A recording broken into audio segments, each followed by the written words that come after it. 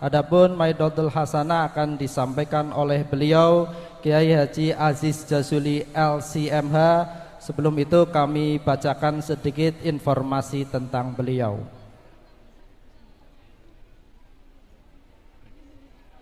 Adapun profil dari pembicara kita pada pagi hari ini, nama beliau Kiai Haji Abdul Aziz Jazuli LCMH. Beliau adalah seorang ulama muda asal Banten, Indonesia yang dikenal aktif berdakwah melalui kajian dan konten digital seperti YouTube dengan gelar di belakang namanya LC dan MH. Adapun riwayat pendidikan beliau pernah menempuh pendidikan agama di Pondok Pesantren Darulloha wa Dakwah Dalwa di Bangil, Pasuruan, Jawa Timur.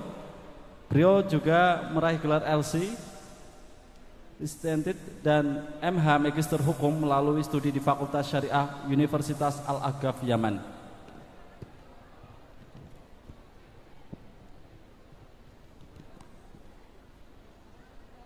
Dengan sedikit informasi dari beliau, kepadanya kami persilahkan. Fa ila fadilatil Ustadi Aziz Jazuli falyatafaddal mashkura.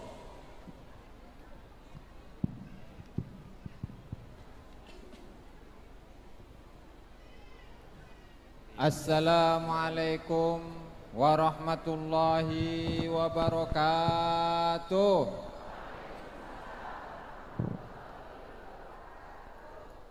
Alhamdulillahi wassalatu wassalamu ala rasulillah Muhammad ibn Abdillah wa ala alihi wa sahbihi wa mawala wa la hawla wa la quwwata illa billah. Rabbi syrah li sadri wa yassir li amri wahlul 'uqdatan min lisani yafqahu qawli.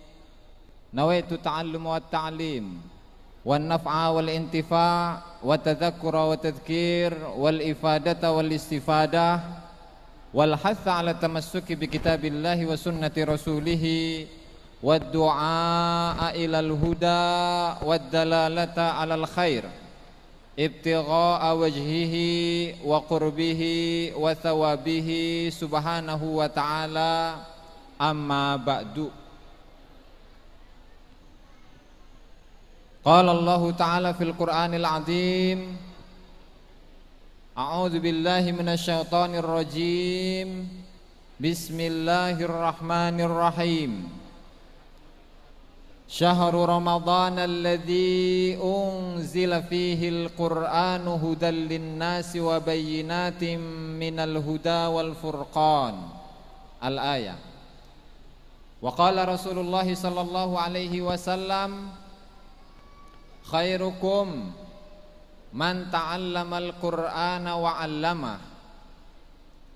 Atau kama qala Rasulullah sallallahu alaihi wasallam. Yang saya hormati, yang saya ta'zimi, yang saya agungkan al-mukarram wal muhtaram Kiai Haji Sahal Mahfud Sahal Abdullah, mohon maaf Yai,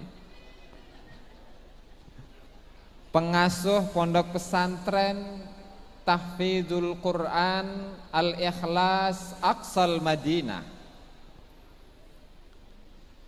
para kasepuhan, para ulama, para kiai, para asatidah, para pejabat pemerintah dari kepolisian dan para pejabat dari TNI, kemudian atau perwakilannya, serta wakil bupati yang saya hormati dan yang saya muliakan, para wali-wali santri, para wali santri, santriwan, santriwati yang dimuliakan oleh Allah Subhanahu wa ta'ala, serta adik-adik saya, para santriwan, para santriwati Pondok Pesantren Tahfidzul Quran Al-Ikhlas Aqsal Madinah yang dimuliakan oleh Allah Subhanahu wa ta'ala. Wabil khusus para adik-adik wisudawan wisudawati yang telah alhamdulillah yang baru menyelesaikan tahfidz Al-Quran 30 juz. Dan tidak lupa kita doakan semoga Allah Subhanahu wa ta'ala menjadikan ilmu adik-adik kita yang barusan diwisuda mudah-mudahan diberkahi oleh Allah, amin ya rabbal alamin.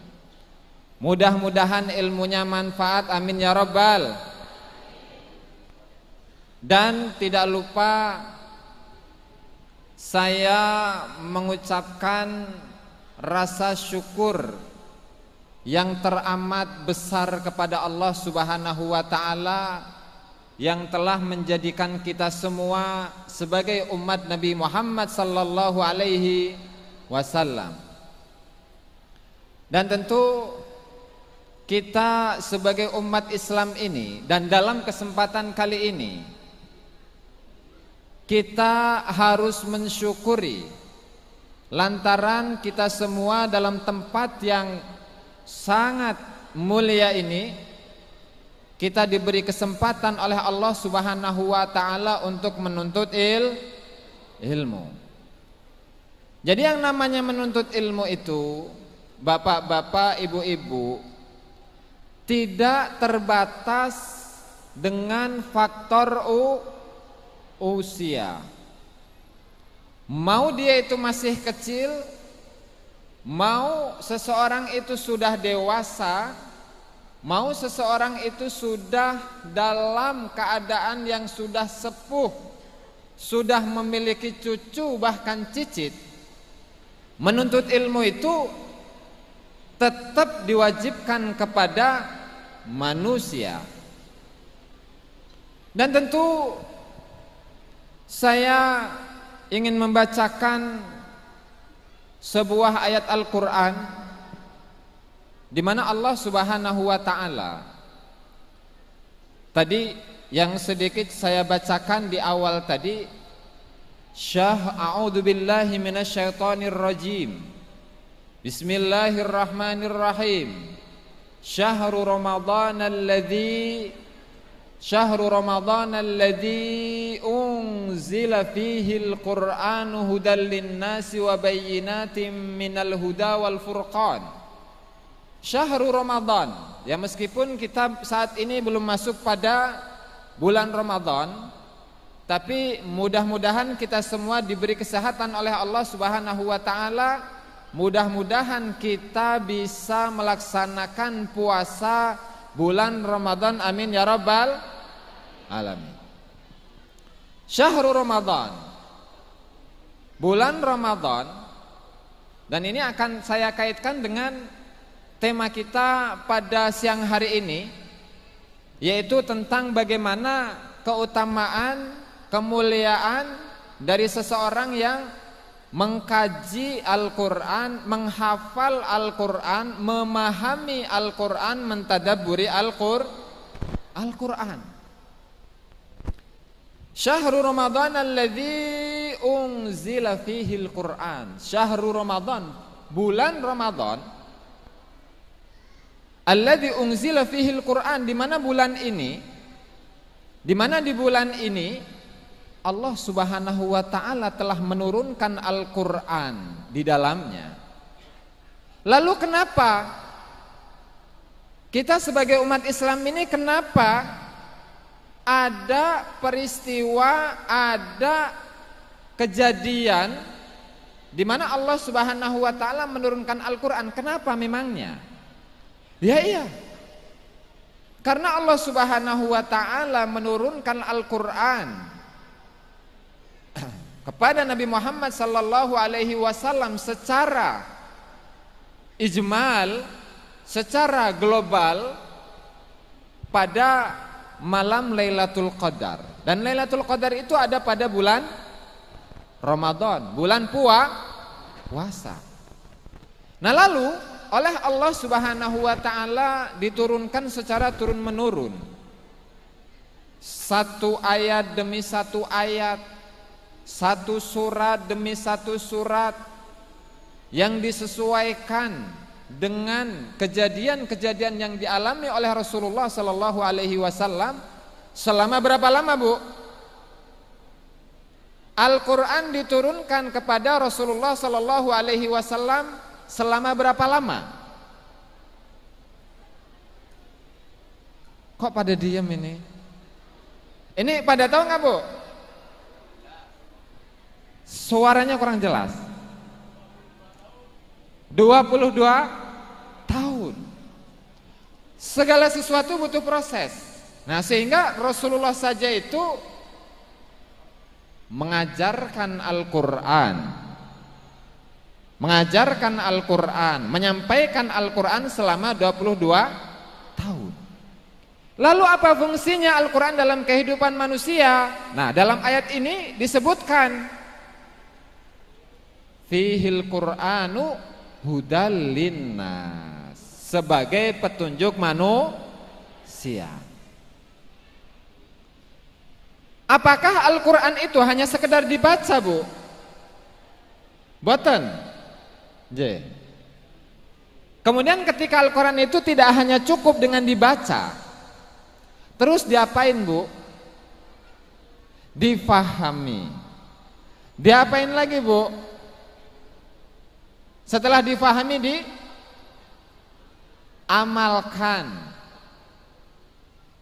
Setelah difahami, diamalkan.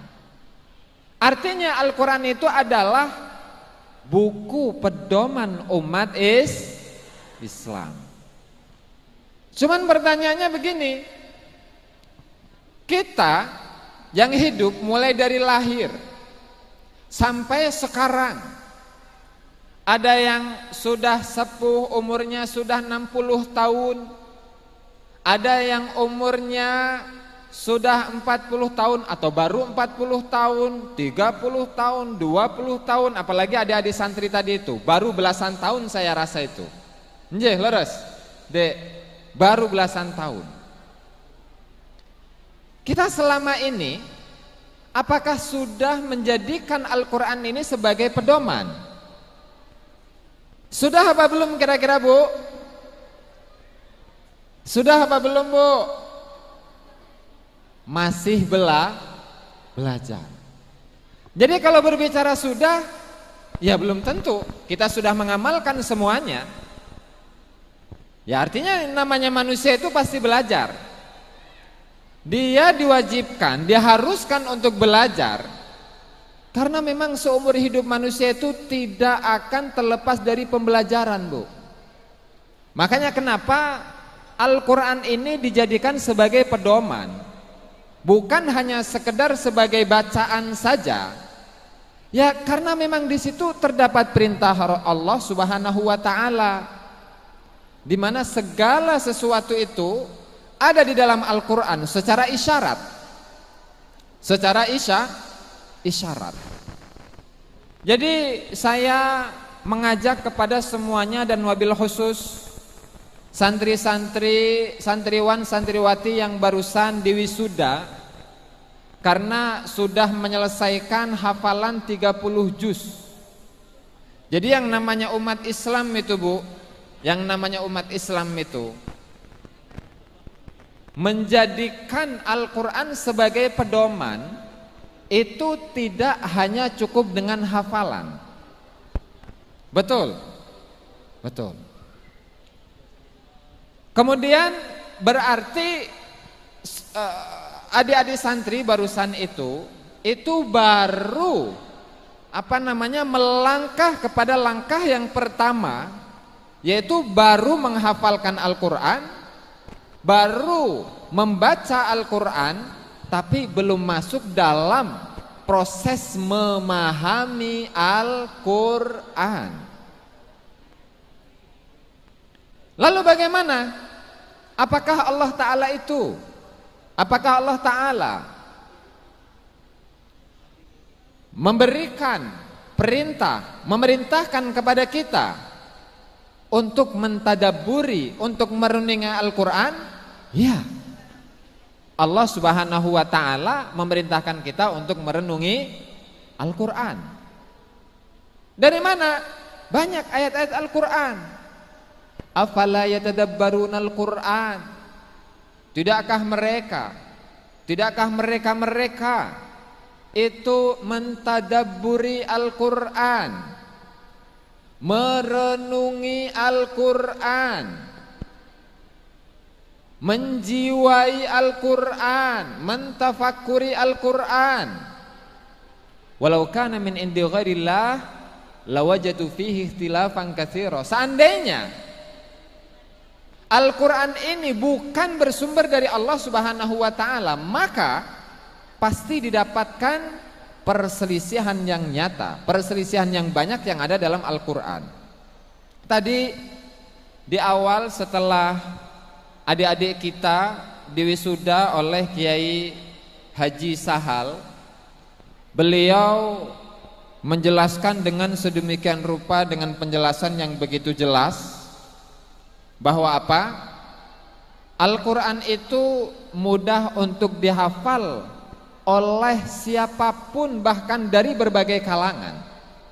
Mau yang usia muda, mau yang usia tua, bahkan non muslim sekalipun itu bisa menghafalkan Al-Quran.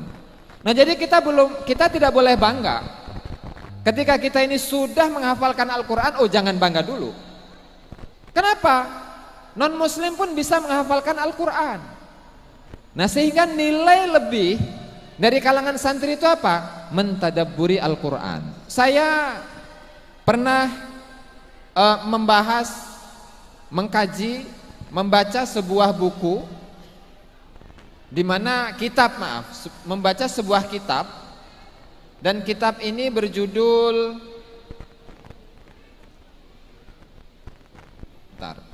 lupa tadi namanya. Kitab ini berjudul Takwin Malakatit Tafsir. Jadi ada sebuah kitab yang ditulis oleh salah satu ulama Mekah, di mana kitab ini itu menjelaskan bagaimana tata cara, bagaimana metodologi untuk menanamkan kemampuan untuk menafsiri Al-Quran. Karena memang Al-Quran ini Allah Ta'ala turunkan kepada Nabi Muhammad SAW dengan berbahasa Arab. Kita ini kalau bicara bahasanya bahasa apa, Bu? Bahasanya bahasa apa, Bu? Kalau kita komunikasi berbicara, bahasa Jawa, Indonesia, nggih, campuran. Tapi menggunakan bahasa Arab enggak, Bu? Enggak ya. Sementara bahasa Al-Quran itu bahasa Arab. Kemudian ketika kita itu membaca Al-Quran, terus apakah otomatis kita itu langsung bisa paham maksud dan tujuan dari ayat yang kita baca, Bu? Belum ya? Belum. Nah, sehingga disinilah, karena memang Rasulullah SAW itu diutus oleh Allah Subhanahu wa ta'ala di kalangan bangsa Arab, otomatis karena umatnya Rasulullah adalah bahasa Arab, sehingga bahasa yang diturunkan kepada Rasulullah itu adalah bahasa Al-Quran, yang diturunkan kepada bangsa Arab adalah bahasa Arab. Sehingga dalam mengembangkan kemampuan untuk menafsirkan Al-Quran, setidak-tidaknya kita harus mengerti bahasa Arab. Ada satu kaidah, yang biasa diangkat di NU itu, di Nahdlatul Ulama, yaitu apa? Al-akhdu bil qadimis salih, al-muhafadatu alal qadimis salih, wal akhdu bil jadidil aslah. Apa artinya itu? Gus Ridho, mana Gus Ridho itu? Apa artinya itu, Gus? Al muhafadah alal qadimis salih. Apa itu artinya itu, Gus?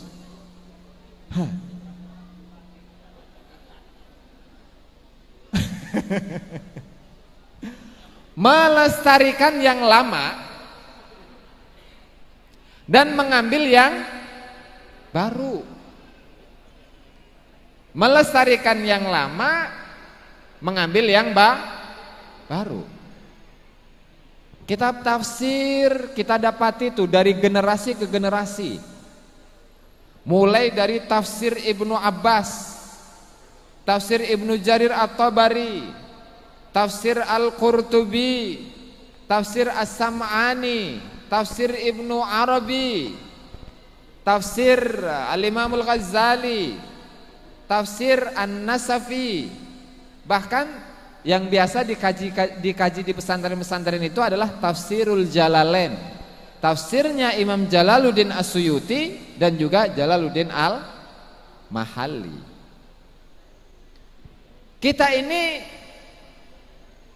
di mana kita memahami bahwa Al-Quran itu selalu salihun likulli zamanin wa makan, layak di setiap tempat, di setiap waktu. Otomatis pola pikir kita dalam memahami Al-Quran itu barangkali tidak sama dengan para ulama-ulama terdahulu dalam menafsiri Al-Quran. Di saat Allah Subhanahu wa taala menyebutkan dalam sebuah ayat, ud'uhum liabaihim huwa aqsatu indallah fa illam ta'lamu aba'ahum fa ikhwanukum fid din wa mawalikum. Ayat ini biasa ditafsiri oleh ulama-ulama terdahulu dengan apa? Oh, ayat ini berlaku bagi orang-orang atau anak-anak angkat. Jadi kalau anak-anak angkat, kalau anak angkat binnya atau bintinya itu tidak boleh kepada ayah angkat. Sehingga kemudian binnya ke siapa? Ya ke bapaknya. Ke bapaknya. Jadi misalkan ada Mehmet bin Momot. Nah sementara yang menjadi ayah angkatnya ini Ahmad misalkan. Kira-kira boleh atau enggak untuk menisbatkan Mehmet bin Ahmad? Boleh enggak, Bu? Enggak boleh. Kenapa? Karena ini ayah angkat. Atau ketika ada seorang perempuan namanya Markonah, Bu. Ada yang namanya Markonah di sini, Bu? Ada. Wonten apa mboten niki? Wonten. Mboten enten nggih? Mboten enten. Ada namanya Markonah. Dia punya bapak namanya Paijo. Nggih, Paijo. Nah, terus Markonah ini karena dia anak yatim, kemudian memiliki atau diangkat anak oleh Parjo. Nah, lalu apakah Markonah ini boleh untuk dinisbatkan kepada Parjo yang merupakan ayah angkat? Boleh nggak, Bu? Boten nggih? Angsal napa boten? Boten. Itu penafsiran dulu, Bu. Dimana ini kalau melihat kepada asbabun nuzul, bahwa ceritanya Rasulullah Shallallahu Alaihi Wasallam itu memiliki seorang anak angkat namanya Zaid bin Harithah. Bahkan Zaid bin Harithah ini digelari oleh para sahabat Nabi, bahkan digelari oleh Rasulullah Shallallahu Alaihi Wasallam dengan panggilan apa? Al-Habib Ibnul Habib. Oh, Habib ya. Waduh. Al-Habib Ibnul Habib. Habib artinya apa, Bu? Kekasih. Kekasih, anaknya kekasih. Zaid bin Harithah ini adalah anak angkat Rasulullah Sallallahu Alaihi Wasallam dan beliau memiliki seorang anak namanya Usama. namanya Usamah bin Zaid, dan Usamah inilah yang digelari oleh Rasulullah Al-Habib Ibnul Habib. Ini bukan Habib Alawi, beda. Jangan terburu-buru, Kiai. Nanti kita akan ke sana itu pelan-pelan. Al-Habib Ibnul Habib, kekasih anaknya kekasih. Kenapa ini? Zaid bin Harithah itu digelari oleh Rasulullah dengan gelar Al-Habib. Kemudian anak yang namanya Usamah itu pun juga digelari dengan Al-Habib. Ya karena memang Zaid bin Harithah adalah anak angkat kesayangan Rasulullah sallallahu alaihi wasallam. Nah, suatu ketika Rasulullah sallallahu alaihi wasallam itu ingin menjadikan anak angkatnya yaitu Zaid bin Harithah menjadi Zaid bin Muhammad. Ini kasusnya zaman dulu seperti itu. Berarti Rasulullah menginginkan Zaid bin Harithah menjadi Zaid bin Muhammad.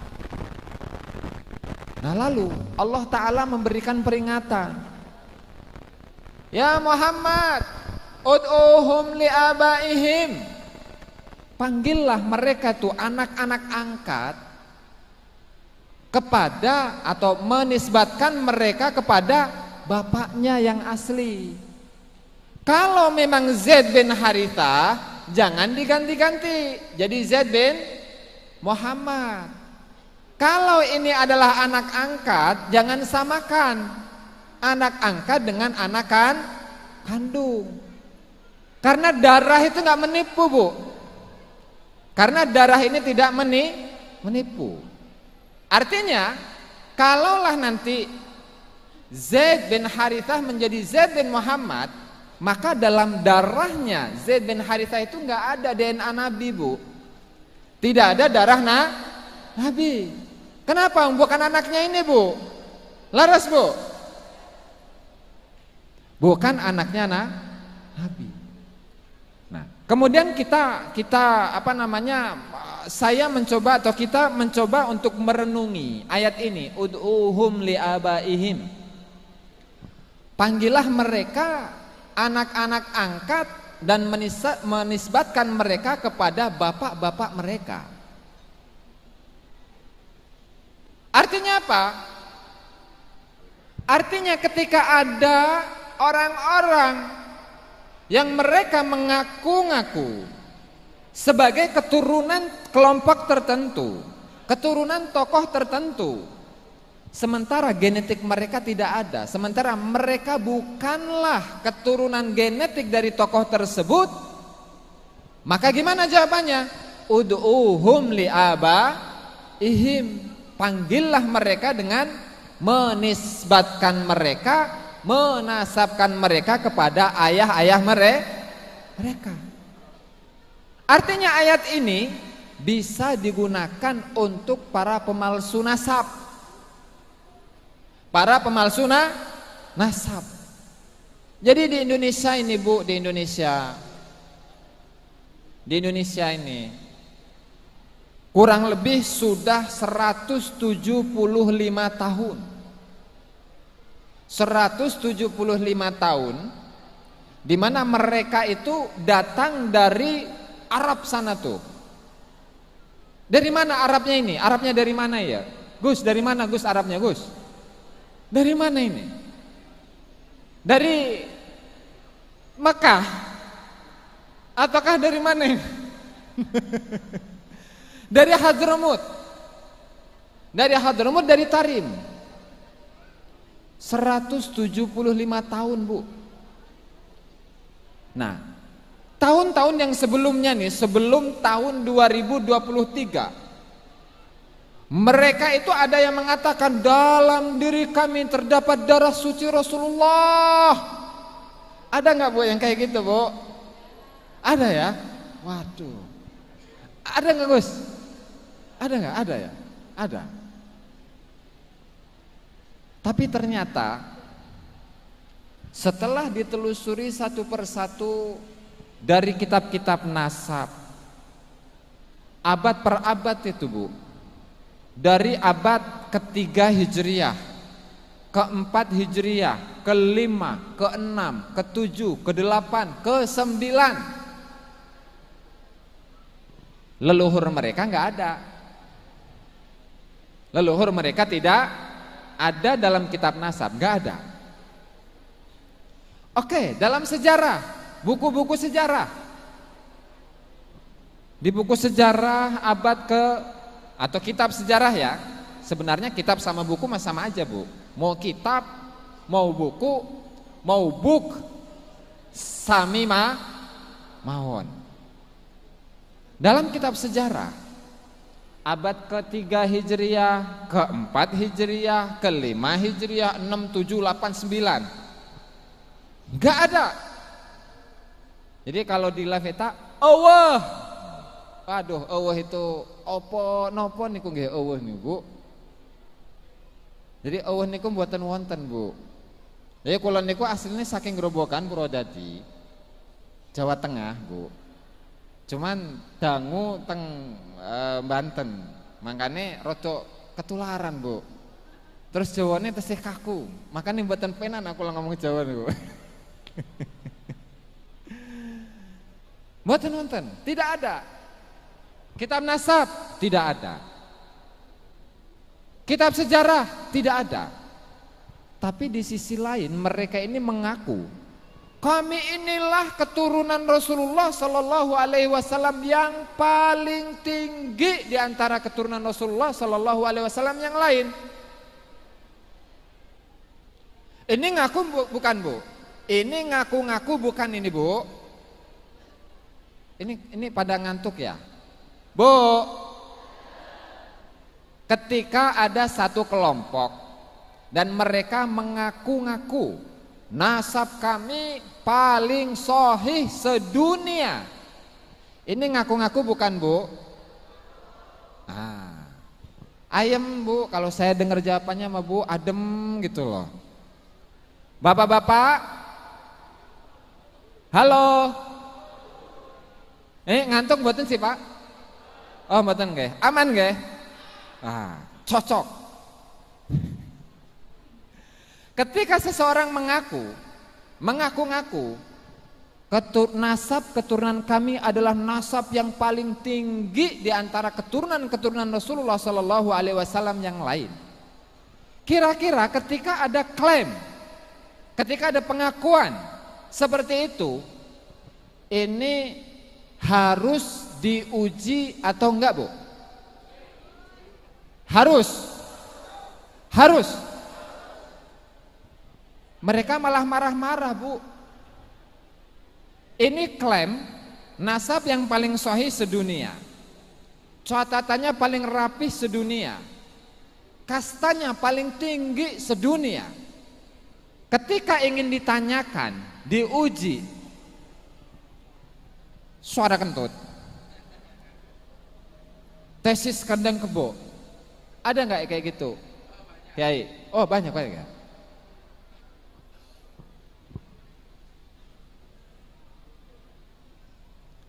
Padahal kalau hadis Nabi atau kitab hadis itu ada yang paling sahih nggak Bu? Ada ya? Sahih Bukhari sama Sahih Muslim. Terus ada ulama-ulama yang memberikan pernyataan bahwasanya apa? Kitab yang paling sahih setelah Al-Quran adalah kitab Sahihul Bukhari sama Sahih Imam Muslim. Diuji Bu, satu persatu dari sanadnya, periwayatannya, rawinya, kualitas hadisnya, kemudian apakah di dalam matanya itu ada syad atau tidak, kemudian apakah rawinya itu adalah dari kalangan Syiah atau bukan.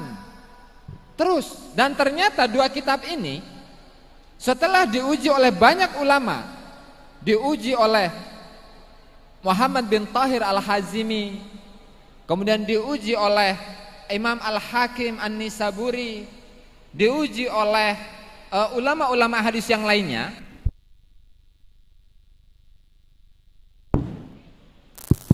Cek, cek, cek, tes, tes.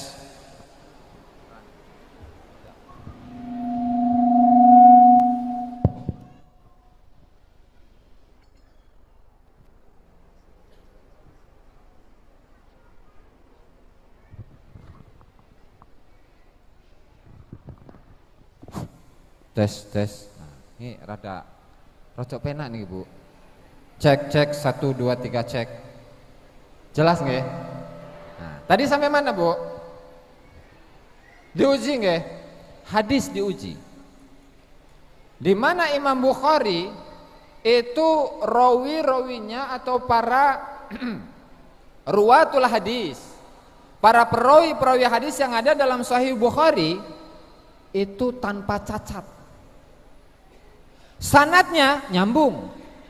Dari Imam Bukhari kepada gurunya, kepada gurunya, kepada gurunya, kepada sahabat, kepada Rasulullah Sallallahu Alaihi Wasallam. Sanadnya nyambung, para perawinya berkualitas. Kemudian juga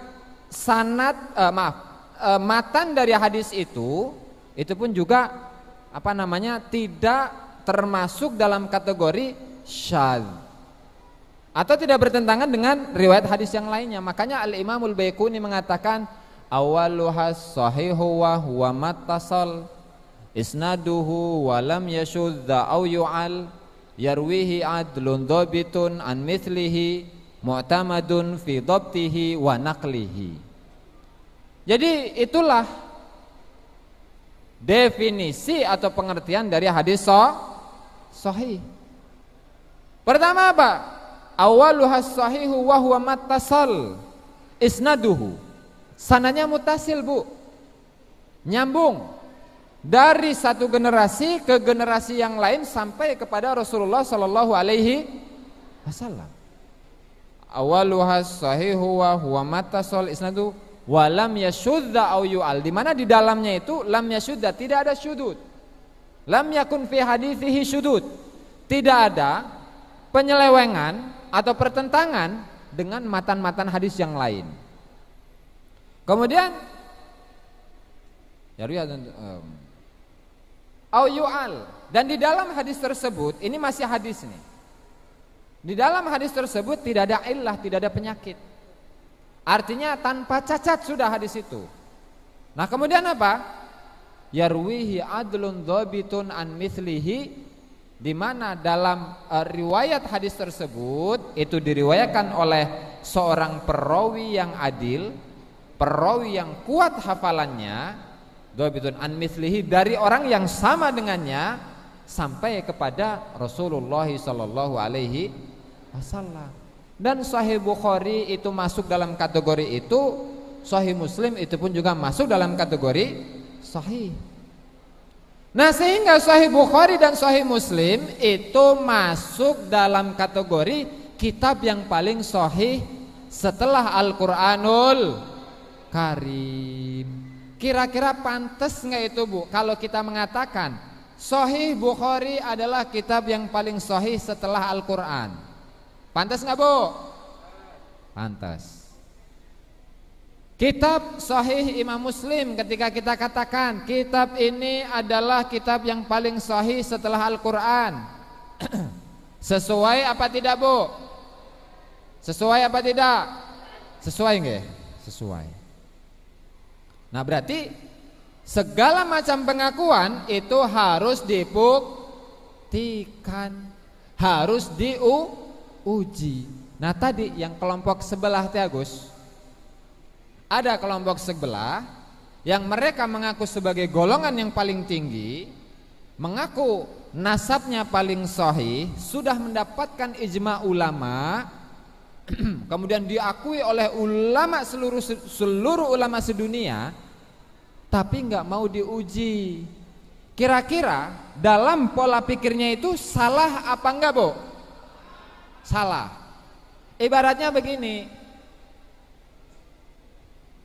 Gus Ridho ngaku sebagai dokter. Gus Ridho tuh yang paling ganteng tuh, yang pakai peci putih tuh, Nah, ngaku sebagai dokter apa dokter? Dokter aja sudah, dokter. Nah, dokter. Yang namanya dokter ya Bu ya, kuliahnya mahal nggak Bu? Mahal, ratusan juta, bener nggak Bu? Nah, ini mah tiba-tiba ini Gus Ridho menyematkan gelar dokter Ridho. Kira-kira kalau ada yang sakit Bu, kemudian dia itu ingin berobat ke dokter Ridho atau Gus Ridho yang mengaku-ngaku sebagai dokter, kira-kira mau nggak Bu? Nggak mau. Kenapa Bu? Palsu. Waduh, palsu itu Gus. Ya begitu, artinya ketika ada seseorang yang mengaku-ngaku atas sesuatu, ya harus diuji dong. Maka kita tanya, wahai Gus Ridho, Anda ini mengaku sebagai dokter, mana bukti kuliahnya? Jurusan apa? Di universitas mana? Lulus tahun berapa? Dosennya siapa? Betul nggak Bu? Ini mah yang grup sebelah itu Gus ya, nggak mau seperti itu. Justru malah apa? Malah memframing seolah-olah orang-orang yang ingin meluruskan nasab Rasulullah Sallallahu Alaihi Wasallam itu dianggap sebagai orang-orang yang melakukan adu domba antara umat Islam. Padahal ini saking cintanya kita kepada Rasulullah, saking cintanya saya kepada Habib. Kenapa? Ya iya, karena saya ini Bu belajar mesantren di Jawa Timur di Pasuruan 4 tahun setengah di pondok pesantrennya Habib di tahun 2004 sampai 2008 di pondoknya Habib. Kemudian apa? Di tahun 2008 sampai 2014 atau 15 saya langsung kuliah di sana Bu, ibu kotanya Habib. Ibu kotanya mana? Mana itu? Mana itu Gus? Tarim. Nah, Tarim. Saya ini belajar, guru-guru saya ada Habibnya, ada yang bukan Habib. Kemudian apalagi di kuliah, ada guru saya, dosen saya yang Habib, ada yang enggak Habib juga. Nah cuman kenapa pertanyaannya saya kok berada di barisan Kiai Haji Imaduddin Utsman Al-Bantani dan juga saya ini berada pada barisan PWILS. Kenapa pertanyaannya? Ya karena saya itu menghargai keilmuan Bu. Saya menghargai keilmuan, saya mengaplikasikan apa yang telah diajarkan oleh para habaib semenjak saya pesantren sampai saya kuliah di Tarim. Sehingga inilah hasilnya gitu loh. Inilah hasilnya. Bukankah ketika kita itu belajar, bukankah ketika kita itu belajar tujuannya agar kita bisa memisahkan antara yang hak dengan yang batil. Betul nggak Bu? Kemudian kita gunakan cek. Kemudian kita gunakan ilmu yang kita telah pelajari. Ada ilmu usul fikih, ada ilmu qawaid fikih, ada ilmu tauhid, ada ilmu fikih, ada ilmu usulil hadis, ada ulumul Quran, ada fiqhus sirah. Kemudian ada qawaid usuliyah, fikih madhab Syafi'i, fikih muqaranah, madhab Hambali, Hanafi, Maliki. Kita pelajari semua itu Bu. Jadi dulu saat saya itu belajar di Tarim, kita ini diajari bagaimana untuk memiliki pemikiran yang kritis. Jadi gini kata guru saya, kata dosen saya yang Habib itu, nggak perlu disebutkan namanya ya. Kalian wahai mahasiswa, kamu wahai Aziz gitu, di saat kamu menerima sebuah informasi Jangan dulu percaya bahwa informasi itu benar, betul. Tapi cari dulu, kamu ini sebelum sudah kami ajarkan dasar-dasar dari ilmu pengetahuan. Kami ajari mantek, atau kamu belajar ilmu mantek, kamu belajar usul fikih, kamu belajar filsafat, kamu belajar qawaid usul fikih dan seterusnya. Kamu belajar ulumul Quran, ulumul hadis, tetek bengek, banyak itu Gus. Itu fungsinya apa? Fungsinya adalah untuk menguji apakah sebuah informasi itu dikatakan sebagai atau masuk dalam kategori informasi yang benar atau enggak. Misal kayak tadi, kita nih tahun-tahun yang lalu kita mendapati informasi bahwasannya yang memerdekakan Indonesia itu adalah habaib. Betul?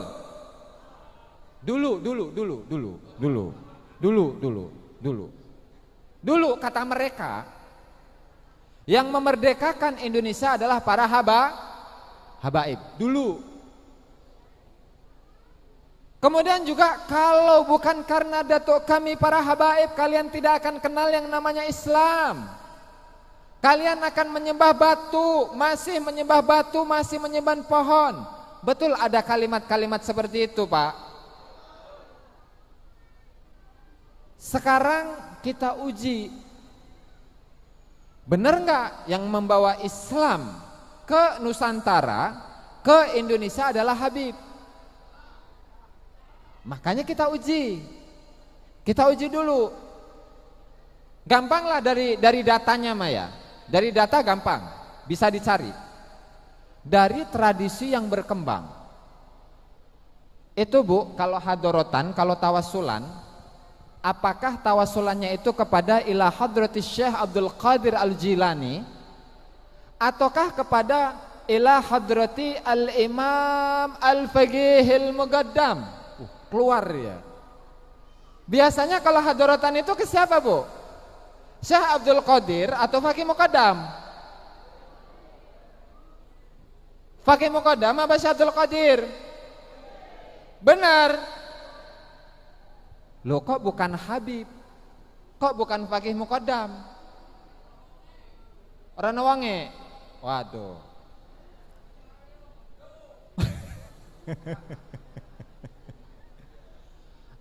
Kemudian manakib. Biasanya itu kalau di sini mungkin sama ya. Kalau manakib-manakib yang biasa dibacakan di kalangan masyarakat secara umum, misalkan ada acara pernikahan dibacakan manakib. Kemudian ada acara sunatan dibacakan manakib. Kemudian ada tahlilan 7 hari metang puluh nyatus nyewu mendak dulu apa nyewu dulu Bu? Mendak rien nggih? Mendak terus nembe nyewu. Itu biasanya kan ada berjanjian, ada tawasulan, kemudian ada manakipan. Itu manakibnya yang dibaca manakib siapa Bu? Manakib siapa? Benar dan leres. Enggak pernahkah mendengarkan atau membacakan manakib Faqih Muqaddam? Pernah mboten? Mboten. Wonge lho lage. Faqih Muqaddam bae lage. Nah kene apa nih? Faqih Muqaddam mawon mboten wonten. Leng piye diwaca manakib je? Bingung kulane. Aduh.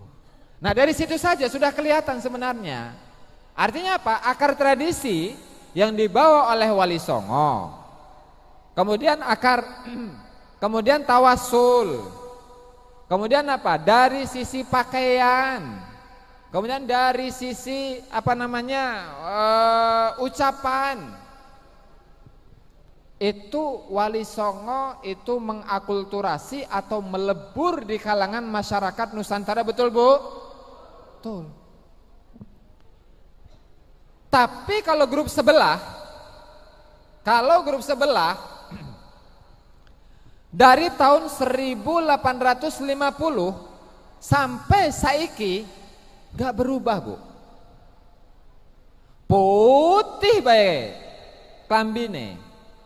Bajunya itu putih terus dari ujung kaki sampai ujung rambut putih terus. Make surbannya surban putih, make jubahnya jubah putih, make udengnya udeng putih, make pecinya pun peci putih. Bahkan kalau kita ini memakai peci nasional ini, Gus, oh ini bukan Islami nih, bukan Islami. Kenapa? Karena nggak putih. Rasulullah itu nggak pernah pakai ini, kan warnanya hitam. Terus ini pecinya peci nasional, bukan peci Arab. Memangnya semenjak kapan Bu pakaian itu kenal agama? Memang pakaian ini contoh.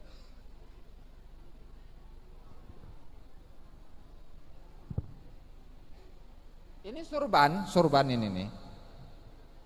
Mulai kapan serban ini masuk Islam Bu? Laras mboten niki Bu. Saya su kalau tangklet niki. Kapan surban itu masuk Islam?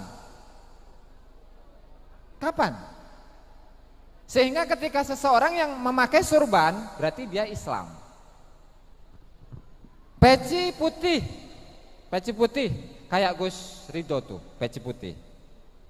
Kalau peci putih itu Islam, peci yang hitam enggak Islam. Ini namanya kejawen kata mereka itu. Kejawen, apalagi yang pakai belangkon tuh.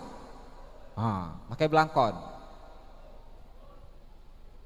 Memangnya kapan peci itu masuk Islam? Pernah tah peci itu masuk agama Islam, kemudian ketika peci itu dipakai, kemudian orang itu disebut sebagai orang Islam.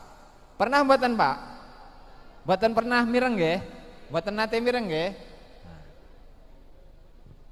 Apakah dalam ayat Al-Qur'an, dalam hadis-hadis Nabi, wahai kalian umat-umat Islam dimanapun berada, pakailah peci putih, pakailah surban putih, pakailah jubah putih, pakailah udeng-udeng putih, pakailah tongkat supaya kalian itu dianggap sebagai orang Islam. Wonten apa mboten Bu?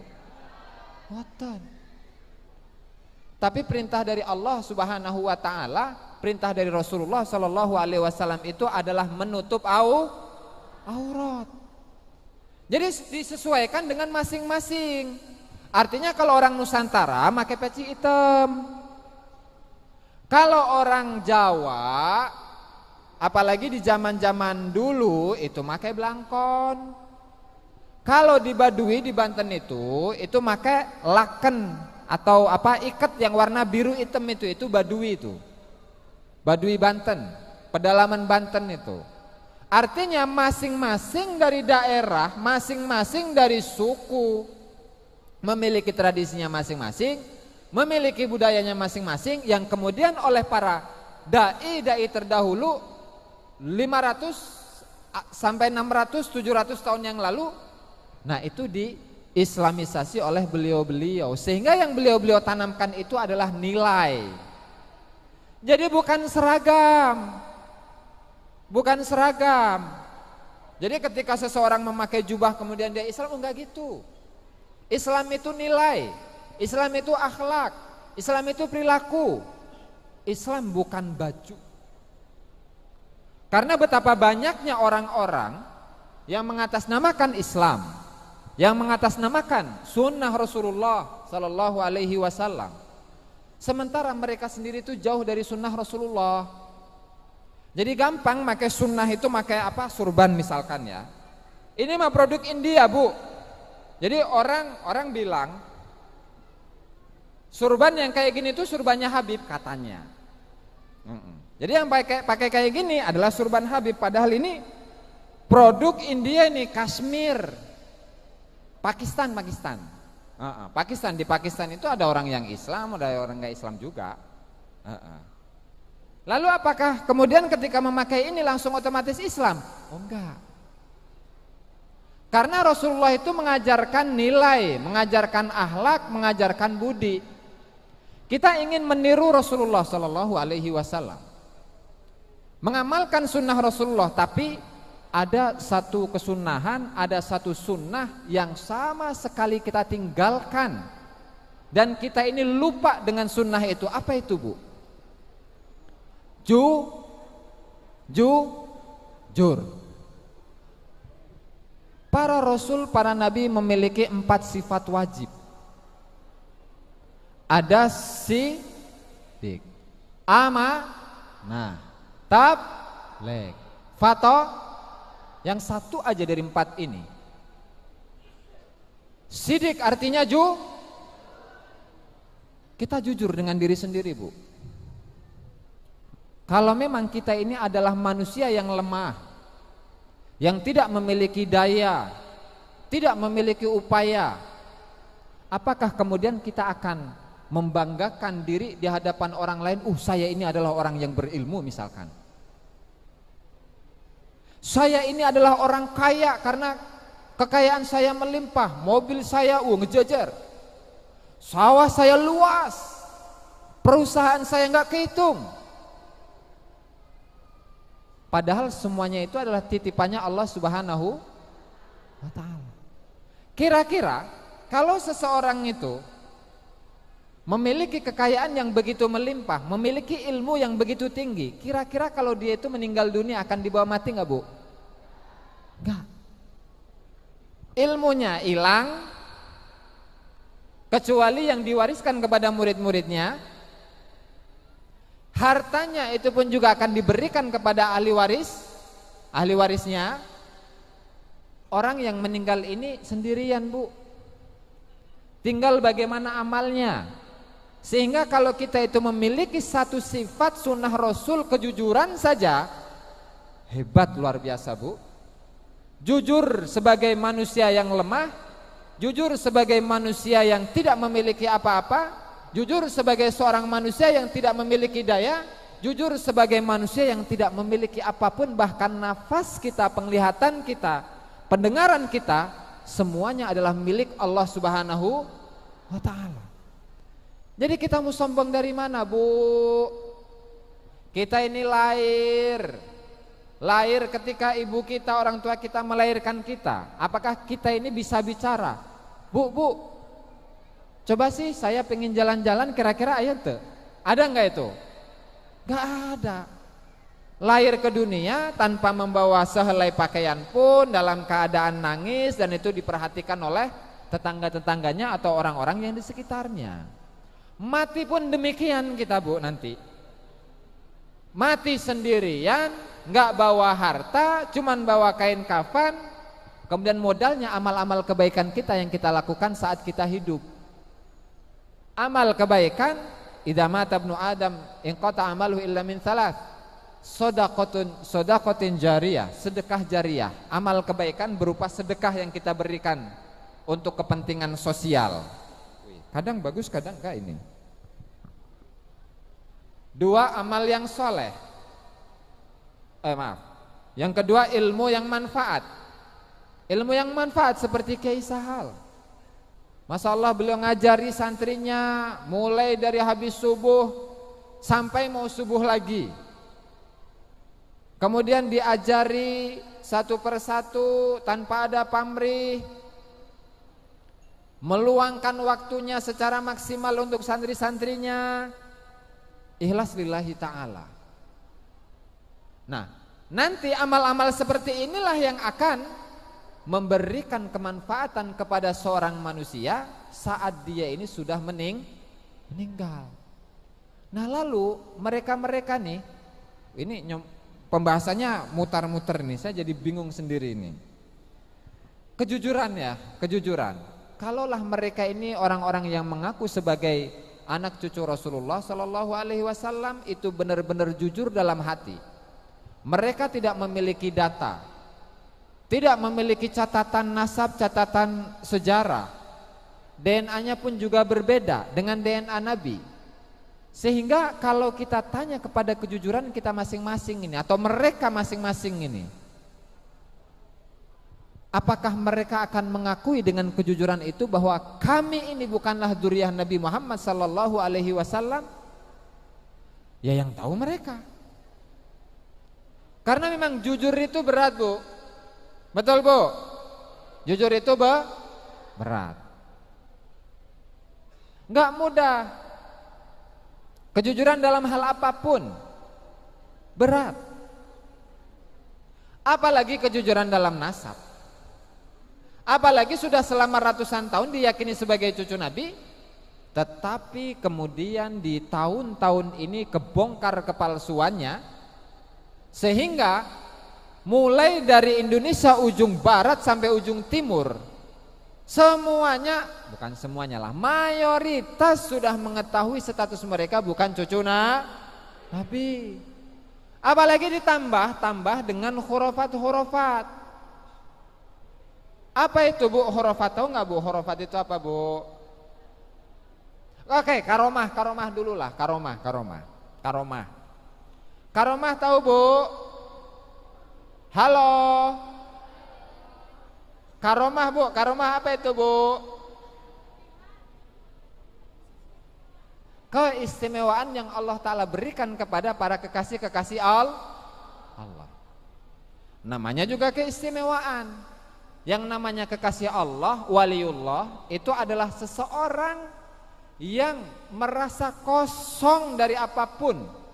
Tidak ada, atau dia tidak mengedepankan hawa nafsunya, dan kecintaannya totalitas kepada Allah Subhanahu wa Ta'ala.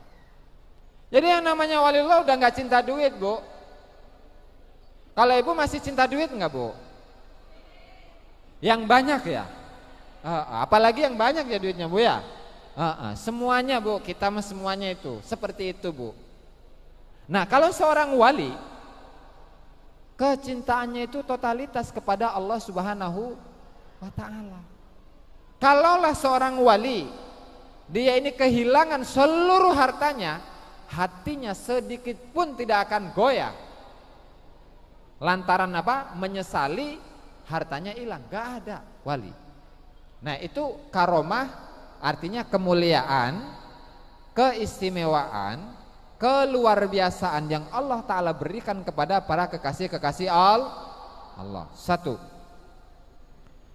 Kemudian begini, Bu, ada dari grup sebelah juga yang dia itu mampu untuk memadamkan api neraka.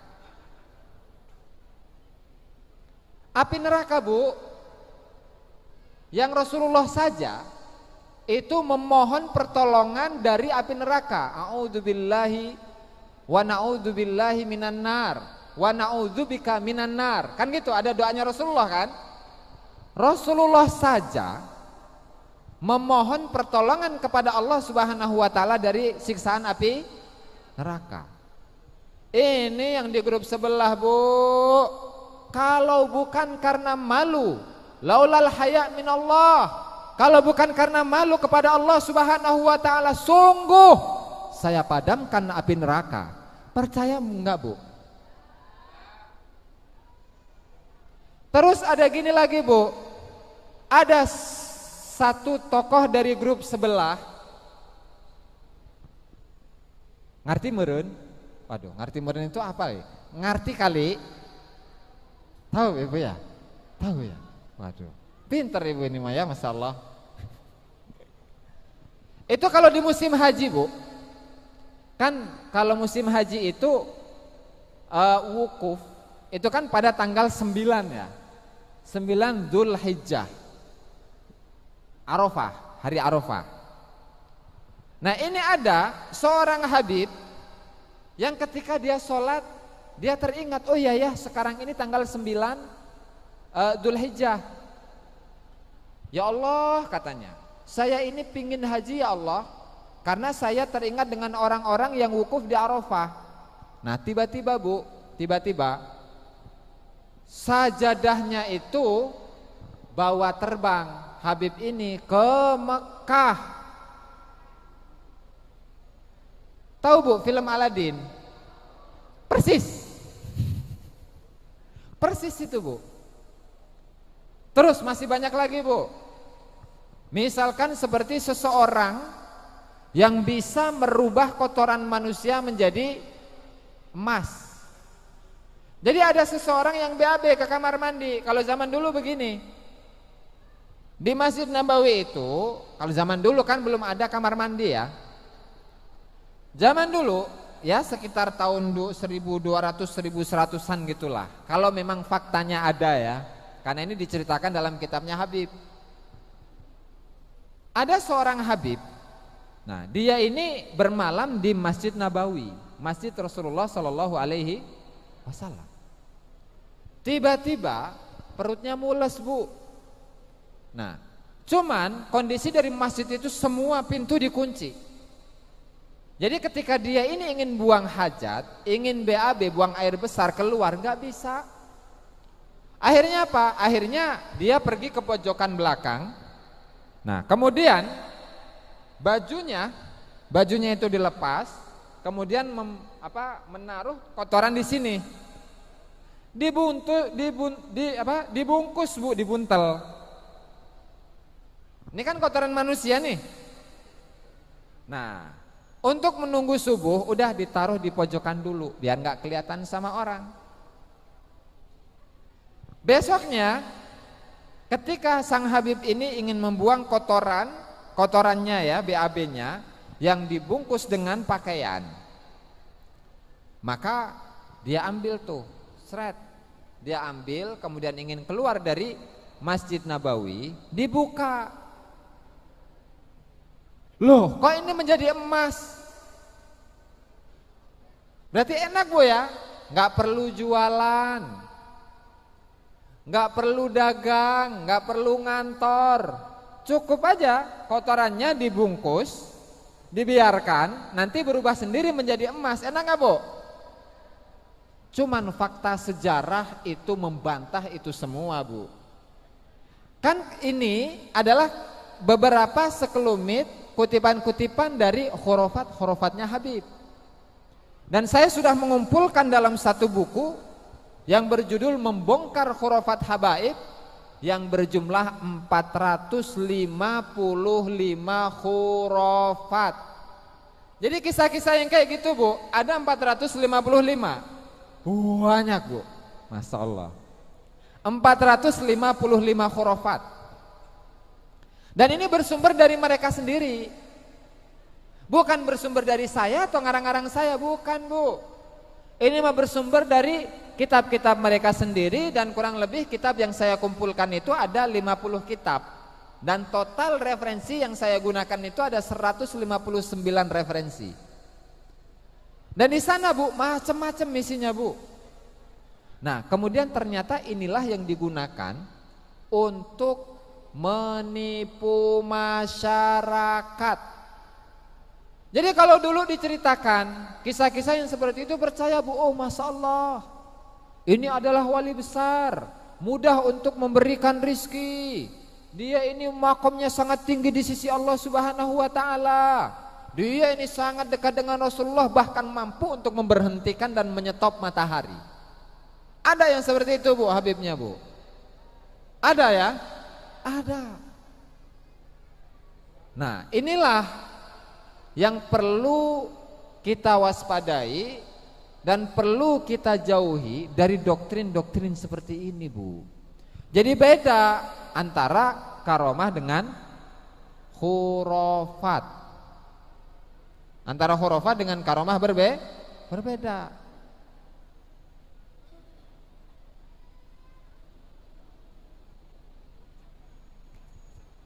Mungkin itu dulu Bu yang dapat saya sampaikan dalam kesempatan kali ini. Aslinya pengen ngomong banyak Bu, cuman karena waktu mungkin ya. Dan ini Yai ngapunten, ini ada sesi tanya jawabkah atau langsung saja? Sesi tanya jawab ada? Ada? Oh ya, siap.